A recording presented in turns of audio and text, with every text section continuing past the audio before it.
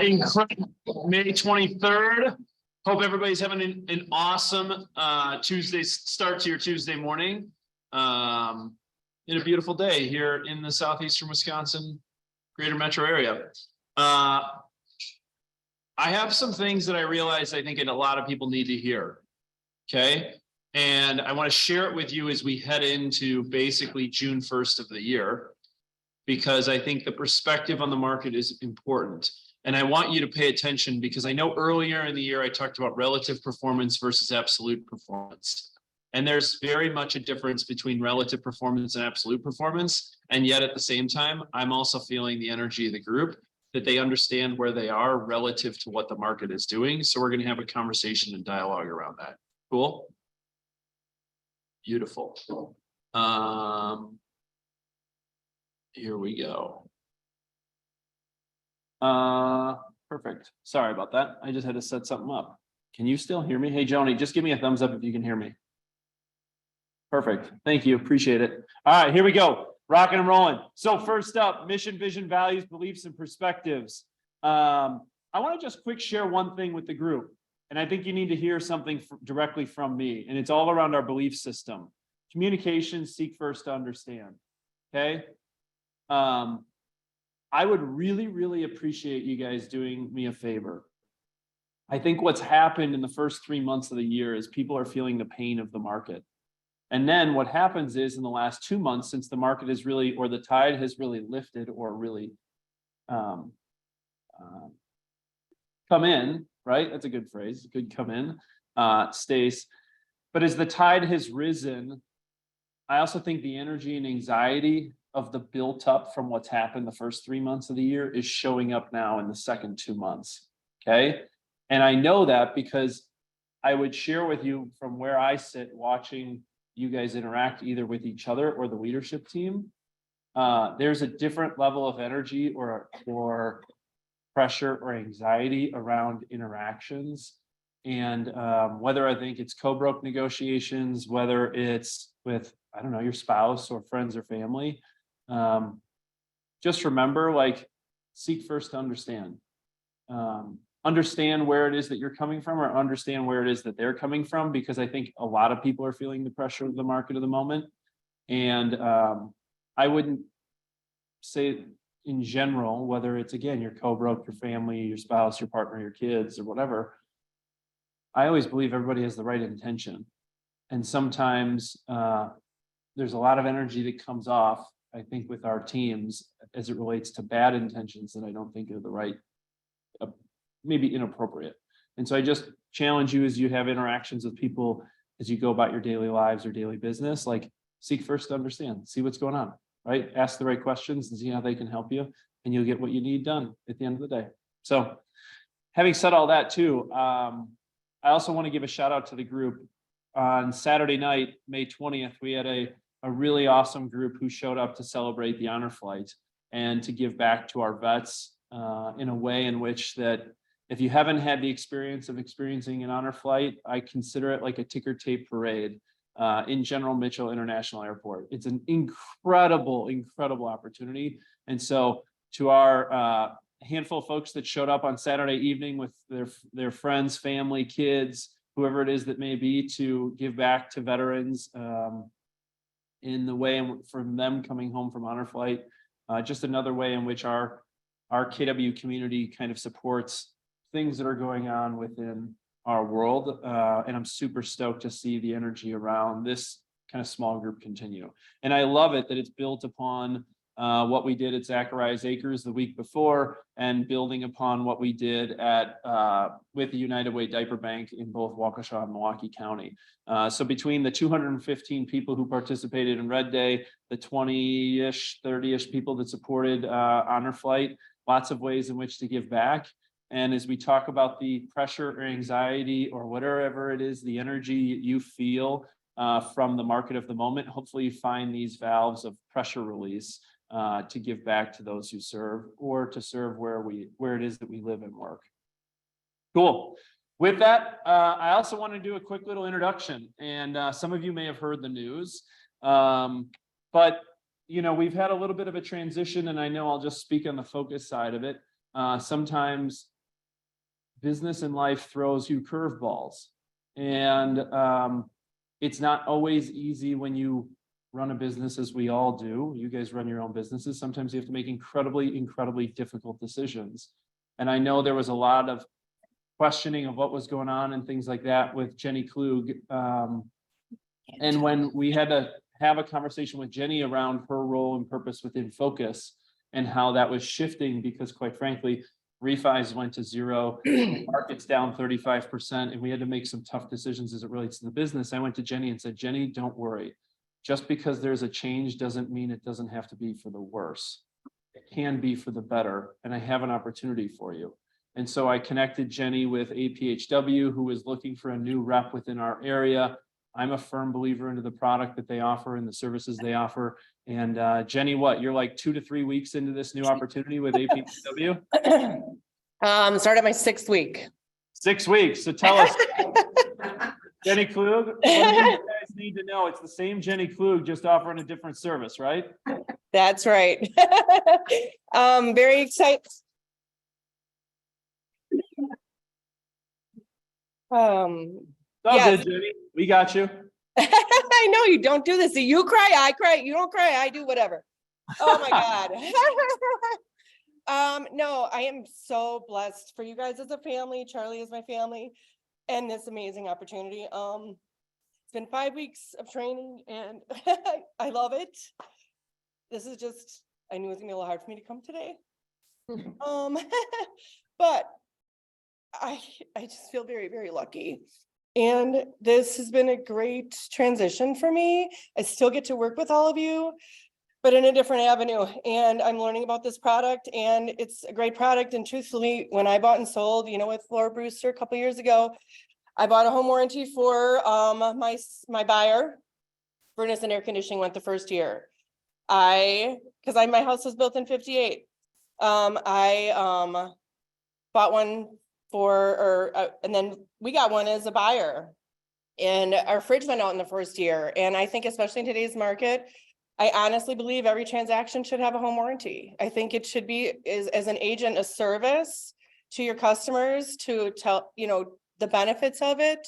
Have the warranty in your listing and closing packets, and just truthfully talk about, this is just, it's the biggest purchase of your lifetime. Why wouldn't you spend $500 to $700 to protect you? And our warranty is $25,000 worth of coverage in the different avenues. Obviously, you got to educate your people. And I always tell everybody to make sure they're reading the whole warranty.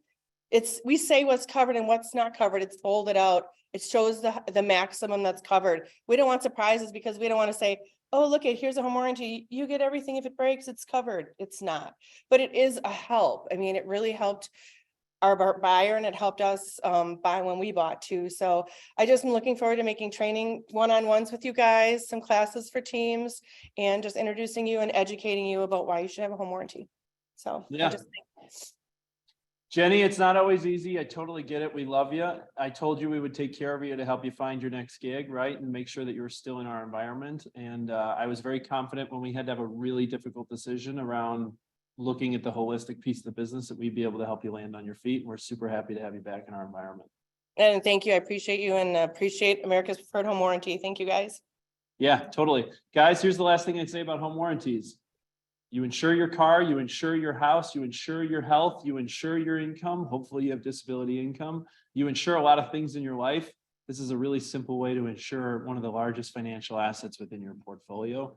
It's especially those that are waiving home inspections right now. Highly recommend it. What's the other piece of why I like it so much? One, from a service level standpoint, home warranty companies and products are incredibly difficult from a service standpoint. I also feel really confident of having Jenny now on the team to service APHW, that we'll be able to get the answers you need in the time frame in which your clients expect. And the beauty of it is, if your clients so choose, they can choose their contractor to do their work in order to get reimbursed for what it is that they need. Sound good? Beautiful. Jenny, great to have you back. All right, with that, Vranek, what do these guys need to be paying attention to as it relates to social media workshops this week? All right, good morning, everybody. So this Thursday we are bringing training back in person. And so it's kind of just going to wrap up our month of social media trainings. So take what you learned from the social media playbook, take what you learned if you were on our client engagement panel last week, and bring it into the office, and we're going to help you implement it. And I wanted to circle back on a couple of slides I shared last week. All of this content is from the social media playbook. But the 4 primary reasons for social media marketing, you've got reach. Keep in mind, 82% of the US population uses social media. It's one of the greatest opportunities to expand your database. It all comes back to your database. Keep that in mind. 2x your database, 3x your activities. Social media is going to help you with that. Targeted advertising, promote your brand, your listings to clients most likely to respond. It's a great return on investment. Some of the lowest cost per leads, very easy to track results. And engagement. It's an opportunity to interact with your audience and build relationships at scale. And so next slide, Charlie, I want you guys to keep in mind that phrase, people do business with people they like. And so I get a lot of questions about, okay, what do I post? You know, I want to use social media, but I have no idea where to start. Keep in mind the like model, local lowdown information, know me, and engage in conversation. Remember, people do business with people they like. So we're going to talk about a couple of things, you know, what to post, and give you some ideas there. So there's a ton of information. Again, go back into that social media playbook. All of this information is directly from there. So we got a little teaser video on what's coming this Thursday. So check it out if you want to hit play.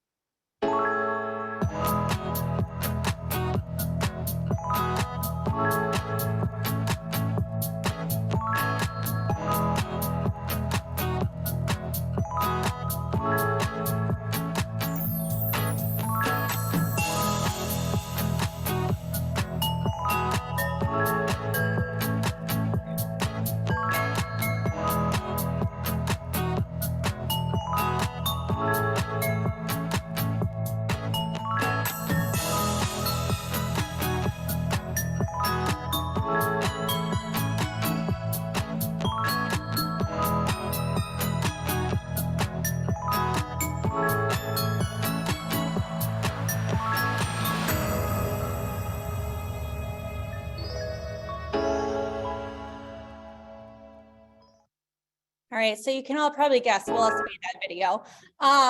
So thank you to Willis.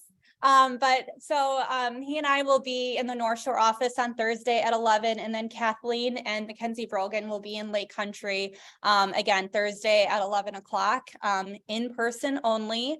There's going to be 3 main objectives that you'll take away from the training. So establishing your brand identity, create a content calendar, and we're going to go through how to do a Instagram reel. So if you want to learn more about those things, join us in person, either North Shore or Lake Country. So Beautiful. Thanks, Frannick.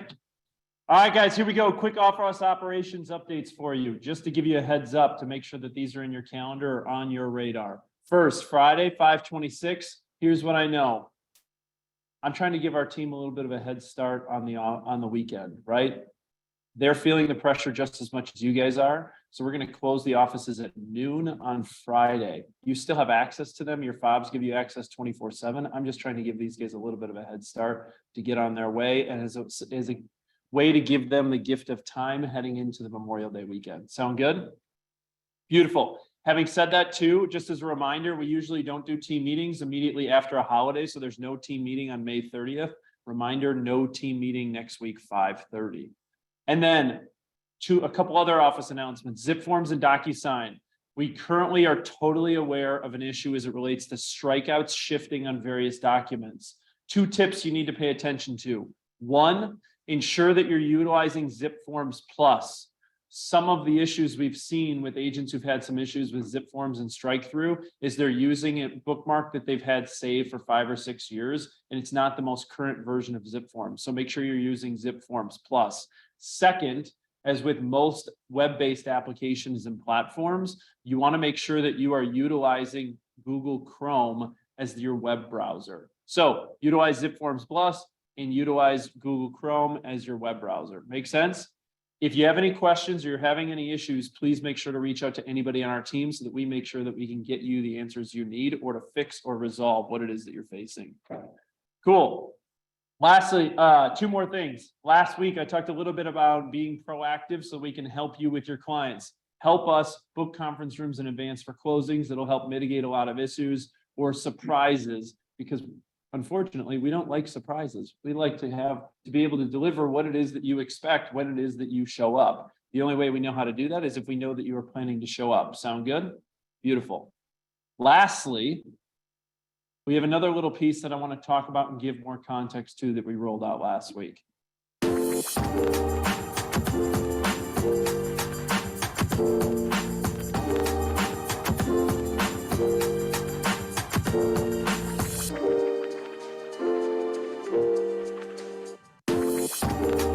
So last week, Monday was the first time we rolled this out. We had 50+ listings that were reported. Phenomenal. Okay. I want to give you a bit more context as to how this is going to work in order to help you save time and give you access to more information. Every Monday, you will get an email from Willis across no matter which office that you are in. You can also bookmark the link to where it is that this sends you. Okay, when you enter it in, you're going to ask for your contact information, like who you are, right? Is the listing excluded, coming soon, or single party? Okay, I'll explain more on that in a second. Is the listing contract signed? Just simply put yes or no. I'll explain more on that in a second. What's the community or address? Think about that. So if you have an excluded listing, you put the community, not the address.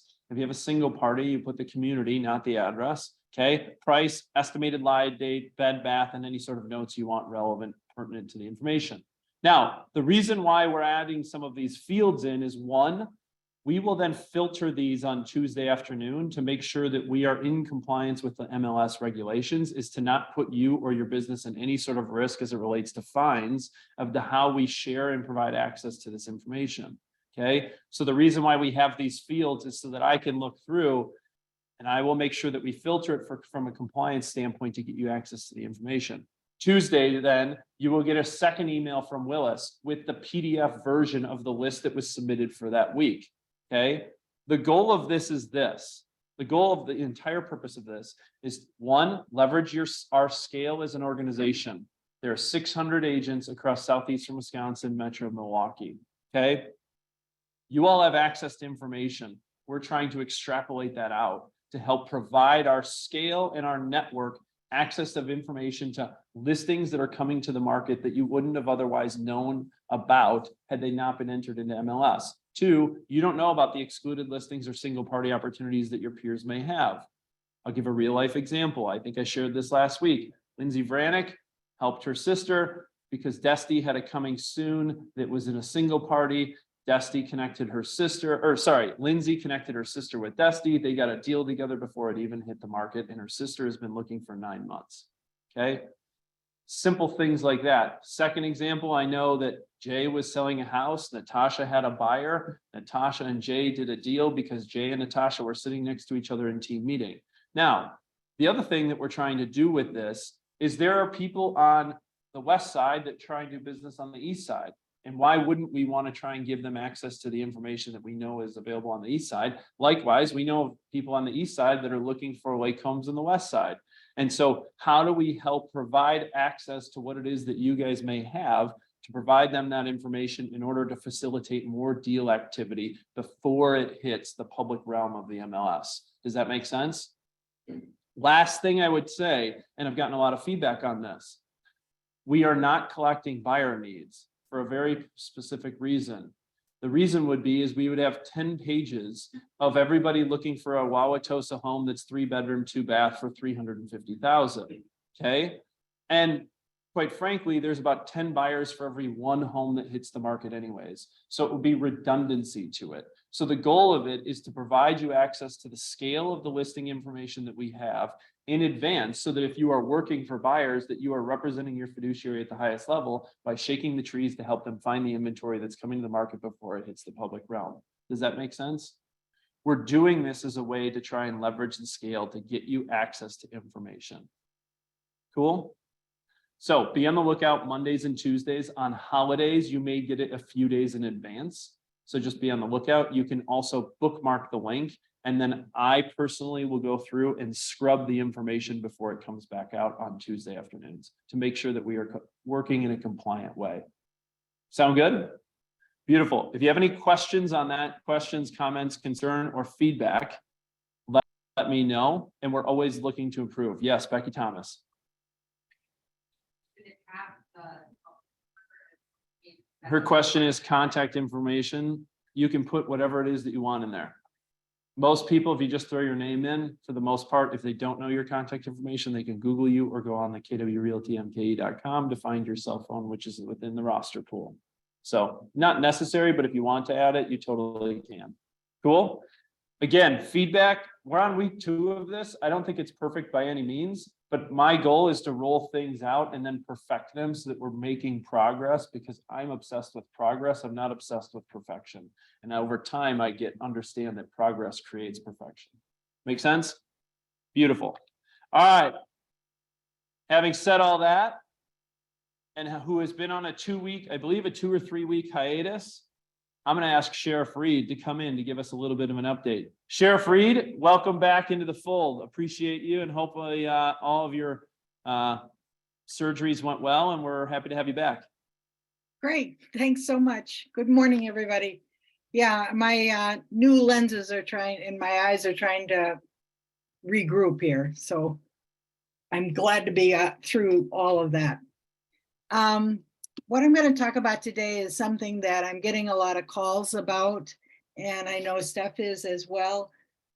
We're having some problems occasionally with some co-brokes and the area of confidentiality in our practice. There is a real estate REEB rule that says that we may or may not disclose all offers that are on the table, or may not disclose accepted offers. The difference is, and as I will say coming up, the difference is, as a realtor, as part of the code of ethics, we must disclose the fact that the seller has an accepted offer. If you're just a licensee with the state of Wisconsin, you may or may not. So acting as a principal or an agent in a real estate transaction shall not disclose any of the terms of one prospective buyer's offer to purchase to another prospective buyer. In our competitive market, we are getting some leakage of information, and it is something that I'm not getting it from Keller Williams agents. I think you're all right on top of this, but I'm pulling this up today just as a way to keep it straight with working with some of the co-brokes who are disclosing some information that they shouldn't. But it is, as a realtor, make sure that you must disclose if you have an accepted offer. You may or may not elect to disclose if you just have offers on the table. You can say if you do have an offer with a bump clause, all you can say is, I have an offer and it has a bump clause. You cannot say a 72-hour bump clause. You cannot say, their house is in Whitefish Bay and it's listed and all this other information. Nope. All you can say is, yes, I have an offer with a bump clause, period. So go to the next slide. I talk about what we do as realtors in our code of ethics. It does drill down on the fact that in response to inquiries from buyers or cooperating brokers, with the seller's approval, disclose the existence of offers on the property. Where disclosure is authorized, realtors shall also disclose, if asked, whether offers were obtained by the listing agent, another licensee in the listing firm, or by a cooperating broker. This is where you start to see some argumentative tensions in the market, saying you've got an accepted offer. Well, is it one of Keller Williams agents, or did you write the offer and all that? You can disclose what company wrote the offer. You can disclose if you, the listing agent, wrote the offer, but because of the tensions that are arising, these are your directions from the Code of Ethics as a realtor. So next slide. You have confidential duties. It's part of your license. If found to not be confidential with your duties, you can lose your license. A complaint to DSPS regarding this is a very serious matter.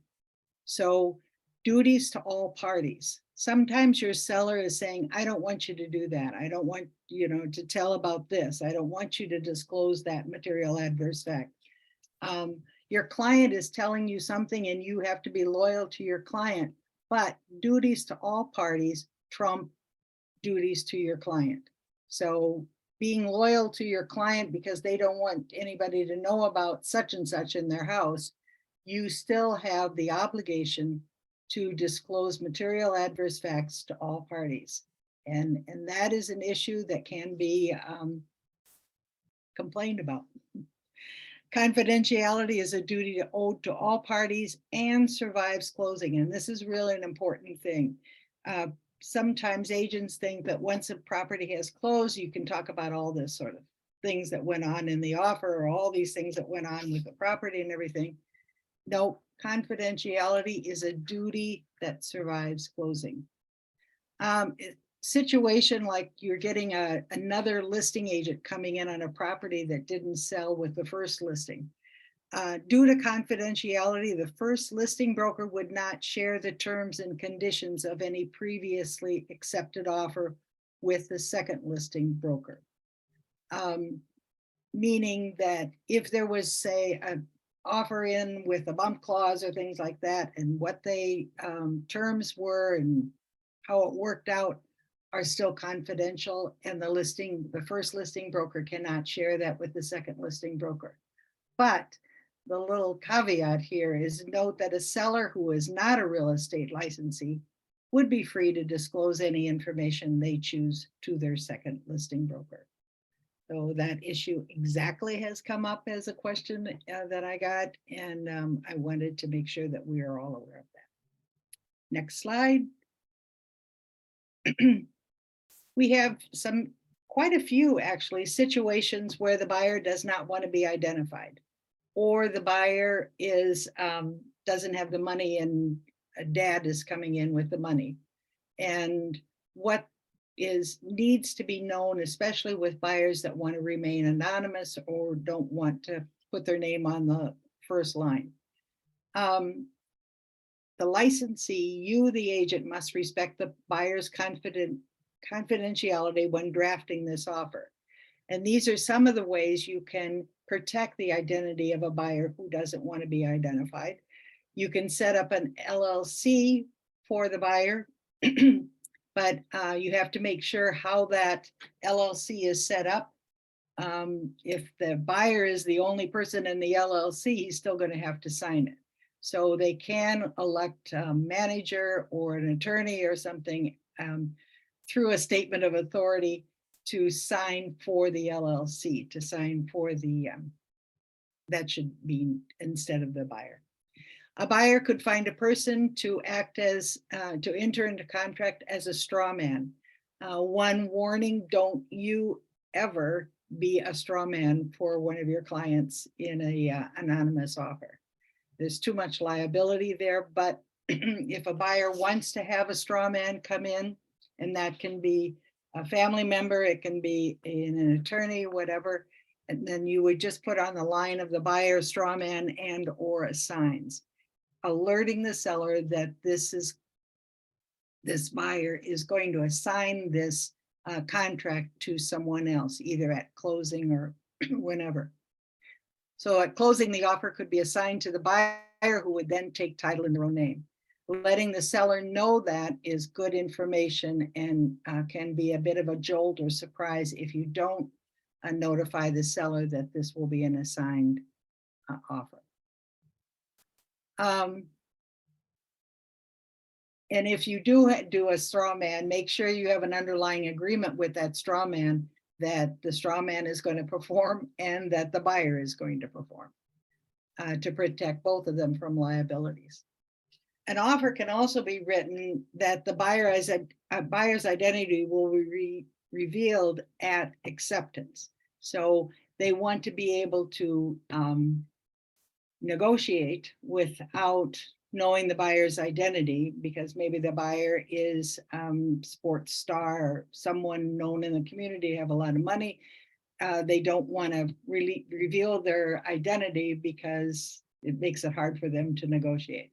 So they can put in the offer that their identity will be revealed after acceptance. In any of these cases, using a straw man or an LLC or any of these situations to protect the buyer's identity, the buyer must consult with their lender and probably should consult with an attorney. Hey, Sheriff Reed, we got a question from the room out in Lake Country. Yeah. How does it work for pre-approvals and proof of funds? Well, it doesn't. Usually in those situations, they can ask the lender to use the straw man's name or use the LLC's name for proof of funds. But it makes it kind of difficult when the proof of funds is in the actual buyer's account, checking account or money account. It would be hard to protect the seller's identity, the buyer's identity in that way. Again, these are all things that you can work out with their personal attorney.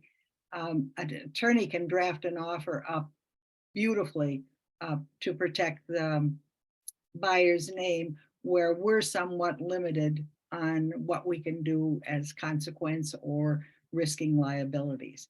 I just want to make sure that you have to respect the buyer's wish to be confidential if they ask you to do so.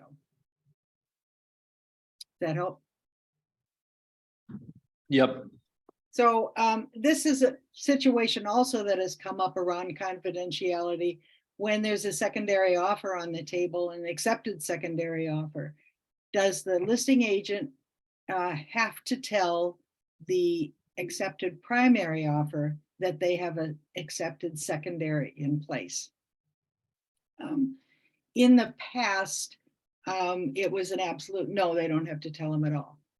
But now that's been revised a little bit in the Code of Ethics. They say in the event the primary buyer's broker asks if there are any secondary offers, the information would be disclosed depending on the seller's instructions. So if the seller says, don't tell them there's a secondary offer, we follow the seller's instructions on that.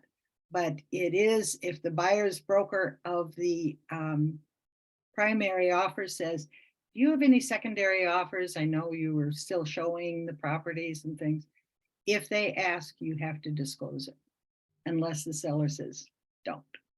So with that confusing note, I just want everybody to realize that in this competitive market, we are going to have some workarounds, I will call them.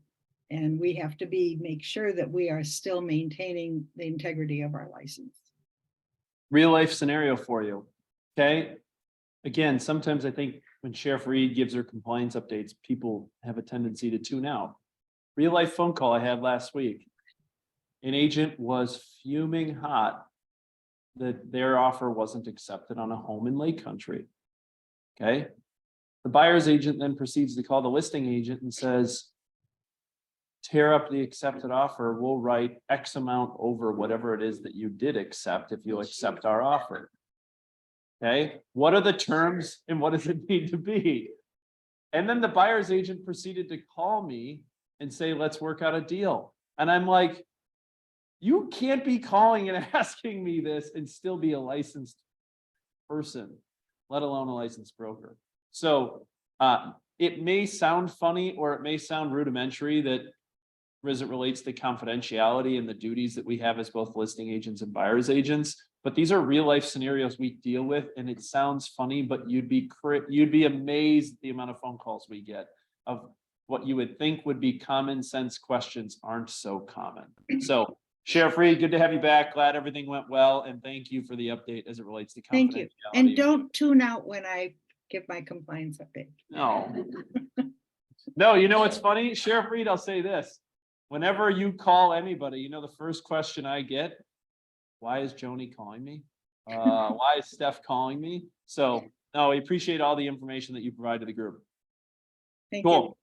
All right, I want to give you guys a little bit of context, and this is where I'm going to go into a little bit of relative versus absolute performance, okay? Last night, I had the opportunity to attend the Boys and Girls Club MVP Gala. It was in downtown Milwaukee, 600 people, okay? At the beginning of the gala, there was a gentleman by the name of Ken Locke. If you don't know who Ken Locke is, Ken is a pastor of a church in the inner city of Milwaukee called Evolve Church. A handful of our agents go to Evolve Church, but more importantly, where you may have known him or seen him, he's also the chaplain for the Milwaukee Bucks. So he's always sitting courtside. He's always the guy that gathers the team afterwards at center court. And he was talking before he gave his invocation for the evening around 3 keys to happiness. Now, he was correlating this to how the Boys and Girls Club serves the community in Milwaukee. But I thought it was really, really relevant information in the context of what it is that we do and how it is that we navigate the market of the moment. And he talked about happiness. And I know I've talked a lot about it in the positive psychology and this, that, and the other. And if you've been on, the last couple ALC meetings, we've talked about happiness and helping people find happiness. But he said last night, as it relates to his invocation and how it relates to the Boys and Girls Club, and I'm going to correlate it to how it relates with your either partnership with Keller Williams or your partnership with your clients and representing their fiduciary, is he said there are 3 key things to happiness.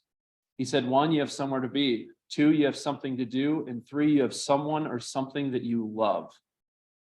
Okay. And I would love to challenge you as you head into the Memorial Day weekend, thinking about 3 keys to happiness. Do you have somewhere to be? Do you have something to do? And do you have someone or something that you love? And I want you to think about that heading into the Memorial Day weekend, but I also want you to think about how that correlates into our business and what it is that we do. Okay. So as it relates to somewhere to be, something to do, and someone or something to love, here we go with a little bit of a training and education update as to what's coming down the pike, as well as a market update to help you understand relative versus absolute performance that I've talked about a little bit. Okay. Upcoming trainings and events. We've talked about it a little bit. Reminder, no team meeting next week. Offices are closed on Friday, the 29th. We have the social media workshops that will be in person in North Shore and Lake Country on Thursday. There's an incredible leverage with admin support on Thursday at 1. And then out in Lake Country, there is the Wind Down Wednesdays with Bernie and the team. So be on the lookout for that. Okay. Basement Foundations Lunch and Learn. That will be in the North Shore office tomorrow at 11 o'clock with the Iron Company. We had a great turnout for their Lunch and Learn in March. We realized we had over 60 people show up. We said, okay, there's more to be learned as it relates to a 1920s home that has a foundation that has a lot of questions. So the Iron Boys will be in the North Shore office on Wednesday, the 24th at 11 for a lunch and learn if you'd like to learn more. Second, I talked a little bit about this, is leverage with admin support. Help if you are thinking about leveling up on your business and you're thinking about creating leverage, learn from Katie G, Sarah Vogelsang, Amanda Jo Gonzalez, Kimberly LeBrage, as it relates to how they support the teams or individual agents that they support, what it is that they do, the services that they provide. And if you're thinking about leveling up your business by hiring leverage, it's a great panel to come and learn and ask questions of what it is that they do in order to help others be successful. It's a great opportunity as you think about how you continue to build your business. So that is on Thursday at 1 p.m. at the Innovation Office. June training calendar just launched. Okay, handful of things to point out. We'll have a people week celebrating various people the week of June 12th. More details and information forthcoming. Many other things as it relates to our June training calendar that will go more in depth after the Memorial Day weekend. Sound good? Beautiful. Lastly, one other thing that I want to point out on your radar as it relates to June is Camo Crew is providing us an opportunity at 3 different moments in June for you to create a client touch or create a client event that costs you nothing and has nothing that you need to do as it relates to infrastructure. So on Saturday, June 17th at Dominican High School in Whitefish Bay, Saturday, July 29th at the Southwest KW office, and on Saturday, August 26th, sorry, I didn't mean it in June. There are 3 times throughout the summers at the Oakwood Church in Lake Country. They're going to do an electronics recycle day that you can build events around for you and your clients. Okay, a great opportunity for you to touch them. Get rid of TVs, get rid of computers, get rid of monitors, scanners, cameras, radios, batteries, phones, answering machines. Electronics represent 2% of America's trash and landfills, but it equals 70% of the overall toxic waste. Great opportunity for you to leverage this as an opportunity to create a client event.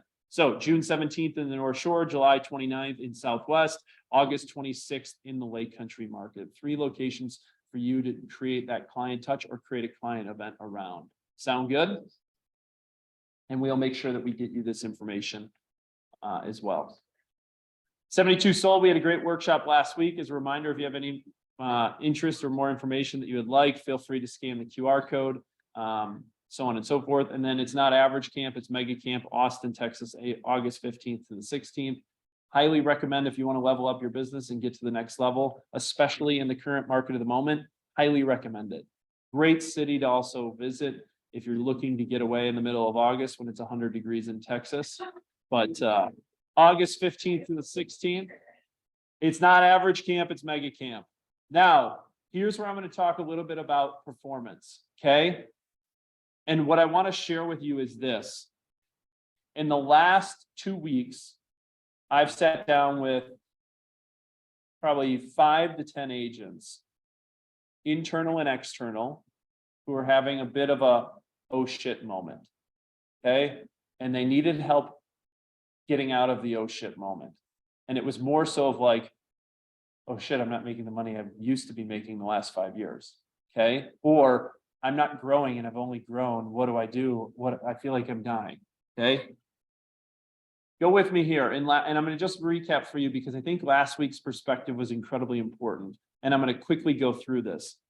Remember this as it relates to perspective. 1, showing time activity is outpacing 2 of the last 3 years. Demand is healthy. 3, new inventory weekly, new inventory units coming to the market. You can see the tide rising. Last week it was 505 units. The week before was 514. The week before that was 547. The tide on new inventory is rising. And what does that also mean? New inventory, or sorry, this is units that have went under contract are also rising. So you can see where the tide is rising, where every time we bring a new listing to the market, one is going under contract. Demand remains strong. We also talked a little bit about the gap and how the gap needs to widen in order for us to build the inventory levels. I'm not going in depth in this because I want to make sure that you know this information is accessible to you. And by the way, these are updated as of last week because I just printed them this morning. Okay, so this is all the new information to give you on a weekly basis. Okay, and you can totally use any of the information you want. There's nothing here that's confidential. Okay, and we talked about months of supply inventory, how the rate environment changed, spiked, price changes created in the fall. Now people are relatively understanding what the new normal is and how months of supply inventory and days on market has gone down in the last 3 to 4 months. And how this has impacted average price per square foot that has gone up 19% over the last 2 years. The average price point has gone up 14%. The median's gone up 18%. Okay.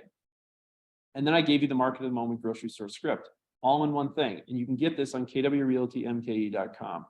Now, where am I going with all this? And why did I repeat some of last week's information this week? Okay. Because here's also what I need you to see and understand, and I'm going to help you understand where I got to with these conversations that I've had with agents the last 2 weeks. Closed units are a lag metric. It's not a leading metric, it's a lag metric. It's all the activities that you did to get you to where you are today. It does not indicate any sort of future success. The problem is we define success based on what it is that you did, not where it is that you're going. Okay? Listings taken is a lead metric. You take a listing, the market takes a listing, it is leading to a closing. It defines future success. Contracts written units on the buyer side is a leading metric. It means you are doing activities with buyers, and ultimately through what it is that you do will help you find future success.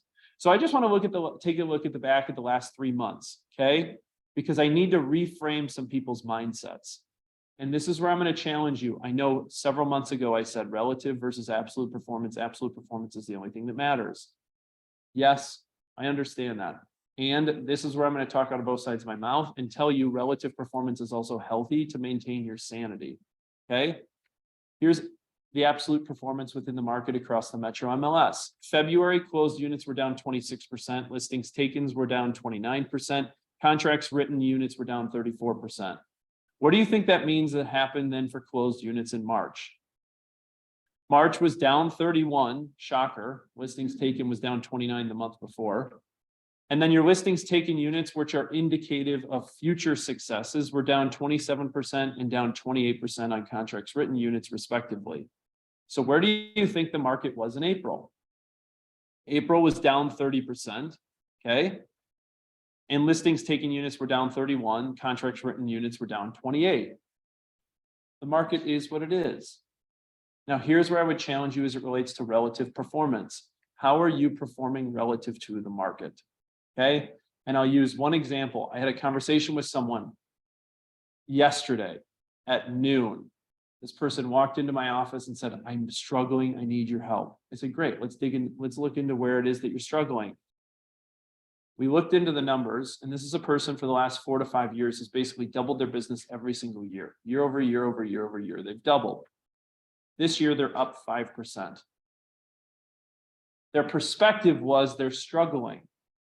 And I had to reframe their mindset relative to the market to say, listen, you are up 5%. You are flat on your listings.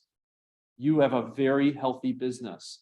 Don't change for change's sake. Just be consistent as to who you are and the activities you do, and you will continue to see the success and the results you've had, right? But I think sometimes based on where the market's been the last 5 years, and there's been so much growth to so many people's businesses right now, if you have a business that's flat, guess what? Newsflash, you're taking share. Okay? You're taking share. And that relative performance based on where the market is also helps you keep your sanity to help you understand how you're performing relative to the market. Does that make sense?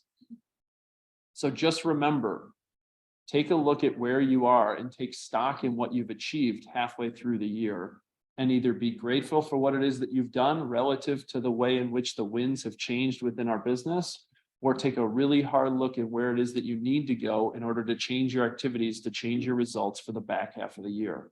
And now is the perfect time to do that as we head into Memorial Day weekend with a tide that is rising in order for you to get what you think you deserve. Make sense? Perfect. Now, the other thing I wanted to share with you just from a purely informational standpoint is where we all stand from a relative performance versus our peers. Guess what? Your peers are feeling the same pain. Okay. I'm going to share with you. KW is a total entity across southeastern Wisconsin. KW is down 24%. Now, mind you, the market's down 26%. Okay. Shore West down 25, First Weber down 25, Remax down 28, Coldwell Banker down 21, Realty Execs down 26. So on and so forth, all the way down the line to the top 15 brokerage brands in southeastern Wisconsin. Okay, my message to you in this is this: you are not alone. You are not alone in what you are feeling or what is going on within the marketplace. Okay, you are not alone. And the 3 keys to happiness: somewhere to be, something to do, someone you love, or something that you love. Find that within the community that you have here at KW, because you continue to do great things as a group. Cool. I also threw in here just so you can see for North Shore and Innovation where the relative performance is within our community versus the market community. I shared this for KW Lake Country. So Lake Country, you can see where you are versus the relative community of the Metro MLS. And again, the reason why I share this with you isn't to scare you. It is what it is. We have to control what we can control. But it's also important to understand where it is that the market is so that you don't drive yourself insane. Okay. Beautiful thing to it is I'll finish with this. I'll share with you 2 other metrics. One, as it relates to agent GCI. In April alone, we paid out $4 million in commission. And year to date, it brings $12.5 million in commission of the economic impact that we have and what it is that we do and who we serve to provide for you and your families. These are not numbers that should be lost on you. The fact that and just so you know too, this is only down GCI standpoint, it's only down 17% this year. Remember, relative is important. The market's down 25%. So the fact that GCI is only down 17%, like kudos to you guys and what it is that you do and how you perform. As it relates to market or profit share, April, which was paid out just 2 or 3 days ago, you probably saw it in your Saturday bank accounts. We paid out $66,221, and year to date, we've paid out almost close to $160,000 in profit share. Pretty powerful stuff for those that take advantage of a passive income opportunity. Sound good? And as a final reminder, here's my phrase of focus for you that I've shared throughout the year. One, today is day one. Today is day one. Today is day one. If you need the reminder as to what today is day one is, I'll send you the Jeff Bezos memo that talks about taking risk and finding progress over perfection. Okay, 2, be consistent. Be consistent. No, it's always number 1. Be consistent, be consistent. As it relates to the conversation I had yesterday, the person needed to reframe their mindset as it relates to how they were being consistent in order to see success. They just needed to change their viewpoint on what success was, and they've continued to be successful. And then lastly is continue to be curious, and everything else will take care of itself. There you go. Guys, there's your team meeting for May 23rd. If I don't see you or hear from you, hopefully you all have a phenomenal Memorial Day weekend. Enjoy your time with your families. Enjoy your time with those that you love and care for. And take some time to yourselves, take stock of where you are through the first half of the year, and we'll pick it back up in June. Guys, thanks for showing up. All right.